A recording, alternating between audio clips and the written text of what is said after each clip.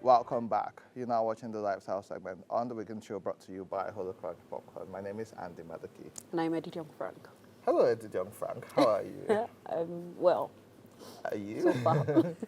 I'm getting well. There seems to be a bug in the air. A lot of people are having some Yeah. form of cold or flu, and there's the assumption that perhaps COVID is still very much in the air.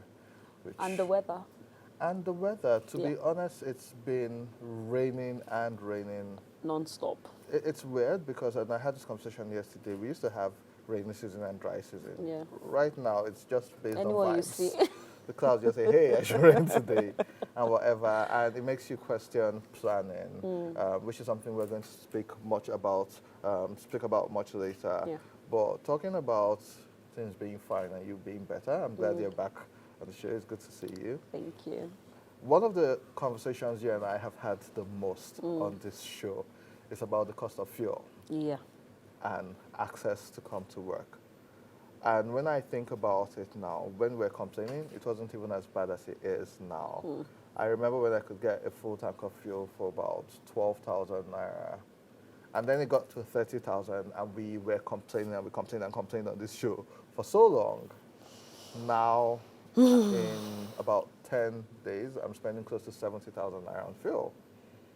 Andy, when I saw that news, I almost cried. I'm not joking. Yeah. I almost cried when I saw the news, because that's an additional 20,000 for me, based on how I budget my fuel Yeah. monthly. So I was like, if I'm complaining, imagine people that do not have the means, It means, yeah. jobs, because unemployment rate is getting higher every other day. So I felt really bad, not just because of the fuel, but because of people transporting themselves from like the rural areas into the urban cities for work, all of that. How would you? There's no way the transport costs won't increase. Then food prices would also increase. So I was so sad. You know what's even worse? I was driving a couple of days ago and I could see Nigerians in Abuja, and this is the Federal Capital Territory where we have a lot of privilege and you are expected to be close to the Yeah. money and close to power. And I saw a lot of people trekking, walking, and so usually they would use the road bus cabs, which they call along, Yeah. and then they find their way to the next stop and then they Yes. join. But people are now cutting off one bit of the along or the taxi to walk to the next bus stop because it becomes cheaper for them. Yeah. And I felt so bad seeing the multitude of people just walking. And I know our guests today would say, on one hand, it's good for the environment because Nigerians should walk a little more. But I also recall a couple of weeks ago where the president launched some CNG buses. Now, the government had promised over 500 of these buses, and then we were told that they had launched 30 of them. But in the video and pictures, all I saw were just about 6 buses. And I was like, Abuja has at least 4 million people, and you're bringing 30 buses or 6 buses, even 500 buses may not necessarily be enough.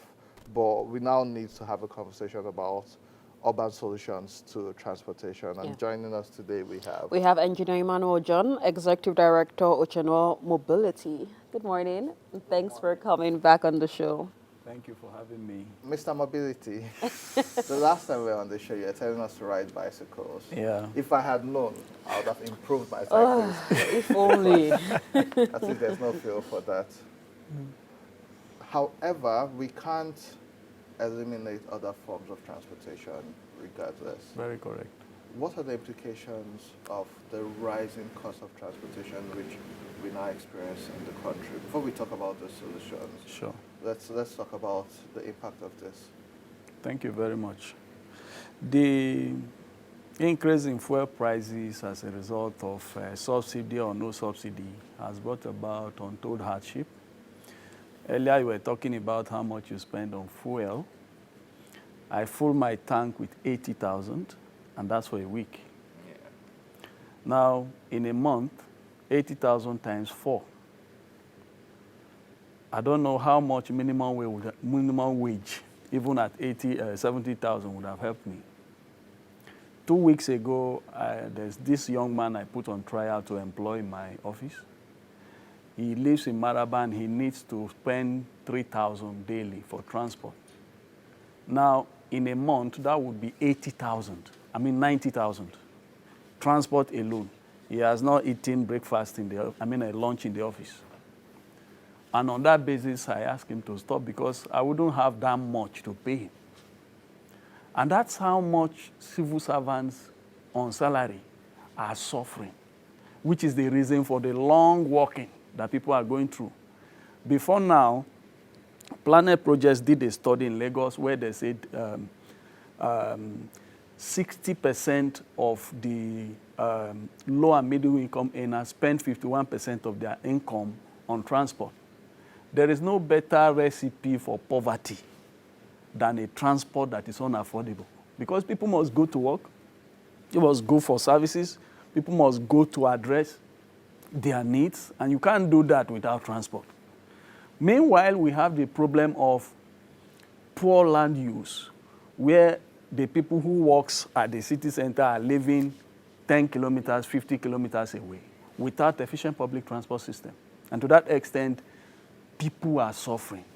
And addressing that means a lot, which is why I have problem with the way all of these interventions are coming, talking about 500 buses, CNG buses, and all of that.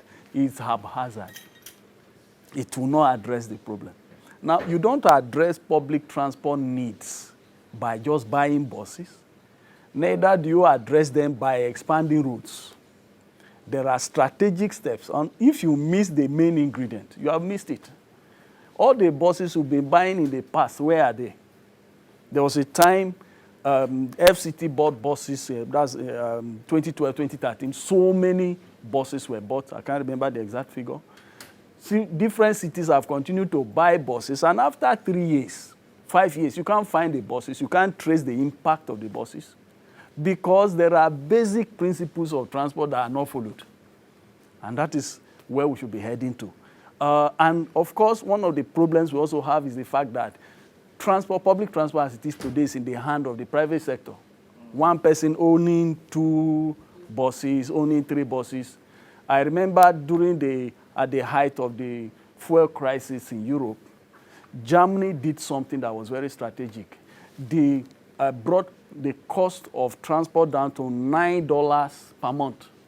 You buy a ticket for $9, and an entire month you have access to both regional and intercity transport for free within that $9. And in a month, they run it for first 3 months, and then they saw that there's a need, certain cities sustained the process. Of course, it cost the government about 2.5 billion euros to run. But what happened within that period? People who ordinarily would use their cars decided to start using public transport. As much as 30%. As much as 30%. Now, 80%, there are 80% increase in the number of people visiting tourist centers because they could carry their family over the weekend, travel to the next city, spend the weekend there, enjoying themselves, and life was better. A lot of economic benefits were recorded. So government didn't consider the 2.5 billion euros as a loss. It was an investment that brought healthiness to the city. There was 1.8 million reduction in CO2 emissions because people left their cars and were using public transport. But when we don't even have such, you can't talk about such subsidy. I remember Lagos reduced public transport fare by 50% last year when the subsidy was initially removed. And they increased their ridership because more people decide to ride public transport and leave their cars at home. You don't know how much. Of course, in our case, there are no empirical analysis to know what was the impact of that, but it's obvious that had an impact. Would you be saying that lack of planning could be a major issue in what we're going through right now? Because if the government had, made plans for both the public and private sector, everyone, we won't be going through all of this. There are 2 major reasons. Number 1 is planning. Number 2 is lack of cognate experts directing the affairs of transport. Transport is not a general course. It's not a general subject. It's not a general sector. there are professionals meant to direct affairs. So effective planning is a missing gap. 2 is the fact that we don't have experts. Or where we have, they are not used. Now, all of that dovetails to the fact that the institutional framework to run transport is not there. To develop and run transport is not there. Why is Lagos making progress in transport? It's because they have built an institution, LAMATA, Lagos Metropolitan Area Transport Authority, that has a lot of capacity. And to that extent, they are getting funding from World Bank, from AFD, from everywhere across the world, developing and building systems that can work. Because number one is that they have built capacity, they have institutional framework developed, and so the funds are coming. Many of the cities are complaining that they don't get money that Lagos is going. It is not bread and butter. Build capacity, set up institutions. Why shouldn't Abuja have a transport authority, for God's sake? Why? And if you don't have such focal institution, how do you build capacity? Whose capacity are you building? This is the problem. We've had series of trainings, but the trainings goes to people whom Oga loves and sent to attend the training and goes back, who is not involved in transport. And so at the end of the day, you are doing trainings, but the training doesn't have effect on transport because the people trained are not in transport. There are people, maybe somebody who is doing very well with boss, and boss thinks this man should be sent for training. And then he goes for transport training, he comes back, he returns back as he admits staff. He's not there doing transport. This is our problem. So institutional setup is number one. Policy and regulatory framework is number two. And then number three, you can now talk about the rolling stock, the buses. And then you buy all of the needed equipment and set up systems that run. I remember when the president said they were going to buy 3,000 buses at 100 billion, 20-seater. I was one of the first persons that wrote an article condemning that. You cannot, at this age, be buying 20-seater buses. That's number one. Number two, at this age, you can't be talking about buying buses to give to transporters. Buy buses and share to transport unions, share to, and say they should put. That will only be addressing the economic well-being of the transporters because they are businessmen. You must build an institution first. Let the buses go to institutions to run it. If you want Lagos transport to be better, invest in the BRT. Invest in the light rail project rather than looking for a group of businessmen and give them buses to run. They will use it for their businesses. It will not benefit the people. Why do you say we can't be buying 20-seater buses? Can you give some more context to that? Number one, if those buses had come by now, crashes would have tripled. Road crashes.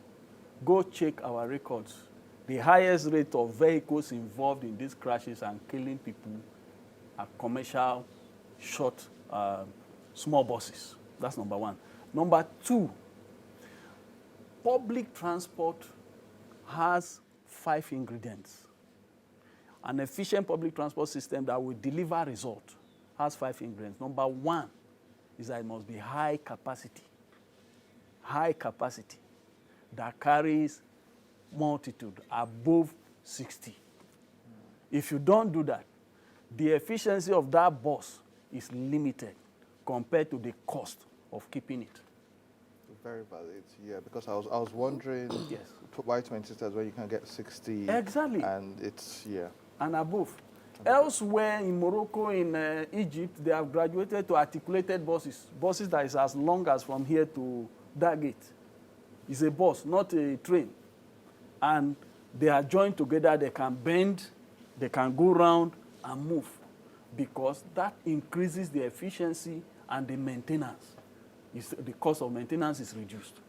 So if you buy 20-seater buses, it's not going to deliver a result. I wrote an article then to condemn it that you cannot do this. I remembered they set up a committee and said, okay, Federal Minister of Transport and other stakeholders, I was a member of the committee, and we made recommendations and said, no, you cannot. That's number one. Number two, CNG. Thank God we are a gas nation. We have a lot of it. We should take advantage of it. But you remember that Nigeria has a vision for zero carbon emission in transport by 2050, which Mr. President was during COP28 in Dubai, was emphasizing that we will achieve it. If we are achieving zero carbon emission, CNG is not zero carbon emission. It only has 20% reduction in emission, carbon emission, to be specific. And so how do you now say that's your focus for developing transport? This is where the question is. If you go electric, people say we don't have power. Why can't we use these gases to generate power and use the power to power electric buses, electric trains, electric, what we call trams? In Morocco, World Bank funded trams. The difference between trams and trains is that trams can pass through front of your house, pass through front of shops, and it's as long as train. So you can carry the same population. Yeah. It moves on the same road that cars move. It's easier. It makes life easy. The reason why Abuja trains, this train from the city center to the airport is not used is because it's off the people. The stations are off the people. They're in the bushes. You want to go, it's a destination you have to travel to. If it passes through your front, you can come out of your office and you can jump into a tram. You simply use it. That's what Morocco is doing. Egypt, Cairo is doing it. Several other cities are doing that. If we do that, it carries everybody around and reduces the need for you to even look for last mile connectivity because you can simply just walk into it right in front of your house or by your roadside. And so we need to move away from the current practices, otherwise we are going nowhere. So what are practical steps now that individuals can take to survive during these times? Thank you very much. There is the role of individuals. There is the role of government. And permit me to begin from government. Sure. Number one, which goes in line with a workshop we had just 3 days ago, the World Bank is trying to intervene to bring certain intervention funds that states can access, and they are building what is called the National Urban Transport Program, which I am consulting for. Now, the workshop emphasizes the need for states to set up institutions, build an institution, legislate an organization whose role is specific for managing public transport system. That's number one. Number two, develop policies and regulatory framework that will enable that institution function, and then build a model of funding that you want. Then the bank will give you money. Now, so this is a clear path that can lead us to where we are going, number one. Number two, at the federal level, we need a focal agency.